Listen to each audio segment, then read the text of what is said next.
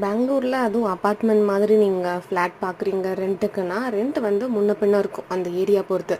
இப்போ மெயினான high peak ஏரியானா குறைஞ்சது ஒரு 25K கூட இருக்கலாம் 1 பிஹெச்கே. ஸோ இது வந்து எல்லா இடத்துலையுமே ஒன்று போல இருக்கும்னா கிடையாது.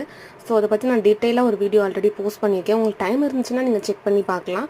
இதை தவிர்த்து நான் ஷார்ட்ஸ்லேயுமே ஒரு அப்பார்ட்மெண்ட் எப்படி சூஸ் பண்ணுறது, ஒரு ஃப்ளாட் எப்படி நம்ம சூஸ் பண்ணுறதுனுமே தனித்தனியாக ஷார்ட்ஸ் இதுக்கு முன்னாடியே நான் கொடுத்துருக்கேன். ஸோ டைம் இருந்துச்சுன்னா நீங்கள் அதை செக் பண்ணி பாருங்கள், உங்களுக்கு ஒரு ஐடியா கிடைக்கும். மெயினாக பெங்களூரில் அப்பார்ட்மெண்ட்டை வந்து 3 விதமாக பிரிக்கலாம். ஒன்று நார்மல், இன்னொன்று ஸ்டாண்டர்ட், அப்புறம் லாஸ்ட் வந்து கம்யூனிட்டி அப்பார்ட்மெண்ட். நார்மல் பார்த்தீங்கன்னா நம்ம மாடி வீடு இருக்கும்ல, ஒரு 2-3 ஃப்ளோர் அந்த மாதிரி இருக்கிறது. அதில் வந்து என்ன ஒரு ஃபெசிலிட்டியுமே இருக்காது. ஸ்டாண்டர்ட் அப்பார்ட்மெண்ட்னா கம்யூனிட்டி கம்பேர் பண்ணும்போது கொஞ்சமாக இருக்கும்.